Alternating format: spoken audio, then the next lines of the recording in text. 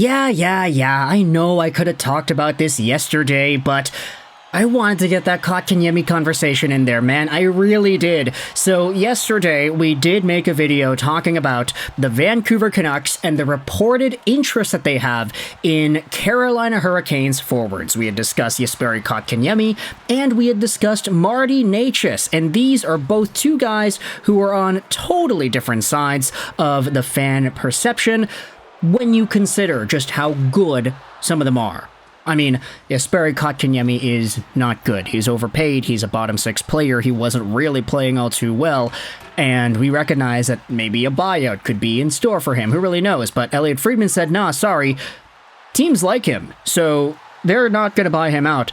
There are teams that maybe want to trade for him, and the Vancouver Canucks are apparently included in that.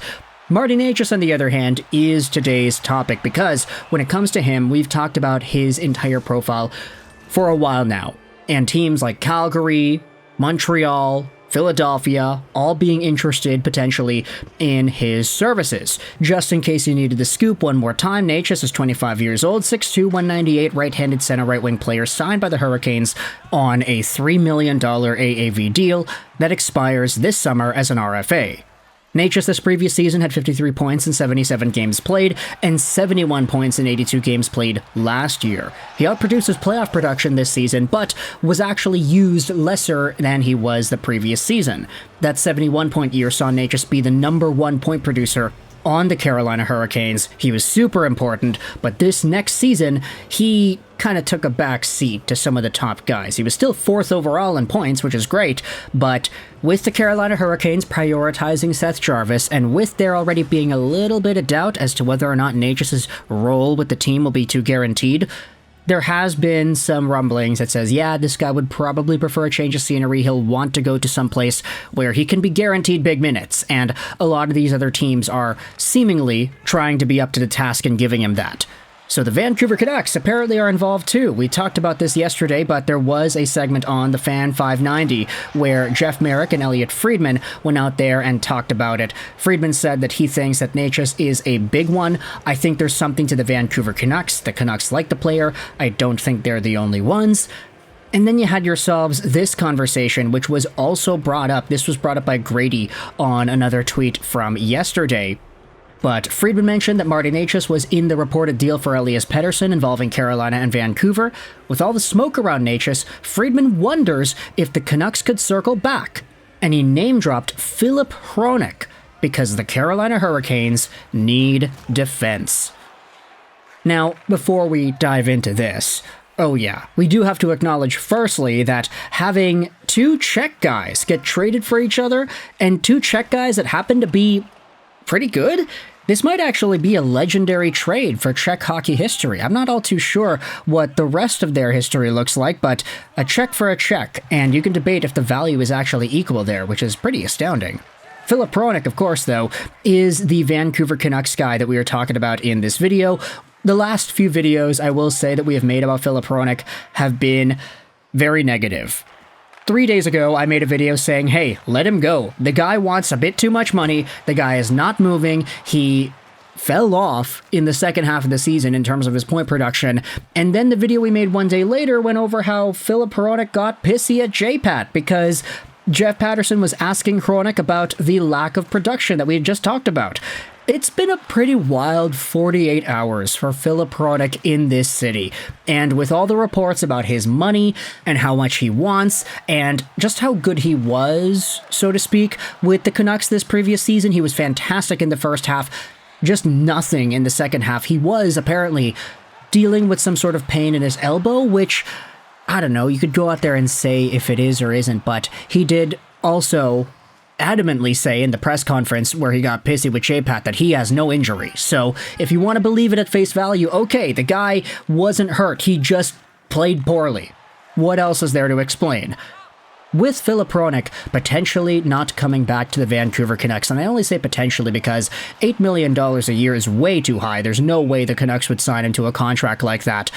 When you think about the idea of Hronek getting traded for Necas, honestly, don't even talk about the salary, don't talk about money at all. I kind of just default to yes. Because Martin Necas has been proven this entire time. He has been consistent this entire time. Filip Hronek, while he is proven, he is not consistent. And I think that consistency really plays a part into what I value as a talent evaluator. Obviously, you know, I say, oh, a talent evaluator. I'm not a talent evaluator. I'm just a guy on my computer chair talking about players I watch on my television screen. But if it were up to me, I'd have to choose one or the other. I'd go with Martin Necas. And it seems like a lot of Canucks fans in the replies to this Grady tweet go out there and say similar things. It's not a bad swap, Huggy Bear says. It would suck losing Hronek, but we would still have a massive upgrade on wing. There's some solid options in free agency, but there are no guarantees that Hughes can generate the same chemistry to the level that he had with Hronek. Now, you can say that Quinn Hughes is a good enough player that he doesn't need a specific kind of style to really excel. He can excel with whomever it is that he plays with, and I honestly do believe that. I think that he played as good as he did with Luke Schenn as he did with Filip Hronek. I'd say that maybe Hughes and Tanev was a great pairing too. You just kind of want somebody who knows what they're doing, and Filip Hronek for the first half of the year absolutely knew what he was doing. The philosophy that Grady brings up also indicates that, yeah, if you are very adamant that Filip Hronek is the right guy for Hughes, I mean, that's fair, but at the same time, you could very well say that other guys could match up with Hughes too. There are going to be right-handed options in free agency that might be good enough to play with this team and who are not going to cost $8 million a year like Hronek is asking for. Meanwhile, for the Carolina Hurricanes, if it's already kind of a foregone conclusion that Necas is getting traded and you're not going to get much out of him if he resigns, there is a good idea here that says that Filip Hronek could be what this team is looking for. Right-handed defenseman, offensively capable, he's young enough if you wanted to believe in him. Hronek is only 26 years old, and I don't want to say that the Carolina Hurricanes absolutely need another right-handed guy, but you take a look at their D-core, Slavin, okay, he's awesome. He's going to win the Leadybing this year. Great. Brent Burns, as good too. Tony DeAngelo, he's got his issues, but for the most part, he is fine. Dmitri Orlov has found himself back on a third pairing, which is interesting to see, and Jalen Chatfield is there as well. I'm not saying that this D-core is bad. In fact, I think this D-core is pretty solid, but if Carolina is looking for just an extra guy to be a power play option, Filip Hronek might very well be that guy. As long as his elbow heals and he's able to get those one-timers off again, then all of a sudden you have yourselves another one of these great threats on that blue line. If you wanted to commit yourself to having three right-handed defensemen who are just absolute bombs on the point, yeah, Brent Burns, Tony DeAngelo, Filip Hronek. Send Jalen Chatfield the Canucks' way while you're at it. That would be a really great addition, actually. Get him back. That'd be awesome. But, of course, I digress. I'm just kind of spitting off the top of the dome here.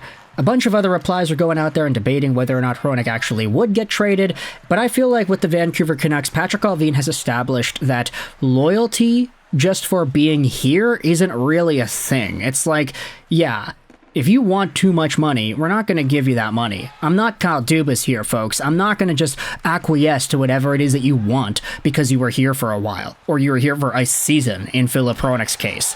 Like, there's a hockey team to run here, and a business is a business, so let me know your thoughts in the comment section below as to whether or not Patrick Allvin would consider this kind of thing in your opinion. Do you think it's actually plausible? Could you see Filip Hronek get traded for one Martin Necas? And would the trade just be 1-for-1? Would there have to be some extra stuff added on if there's another defenseman involved? I would love to see Necas and Jalen Chatfield in exchange for Filip Hronek, and let's just say, I don't know, a second-round pick or something, or toss in a prospect that the Canucks might not actually see value in. Who really knows? A lot of options here, but this is an idea that I like a lot. I want you to let me know your thoughts in the comment section as well. I hope you enjoyed this video, and bye.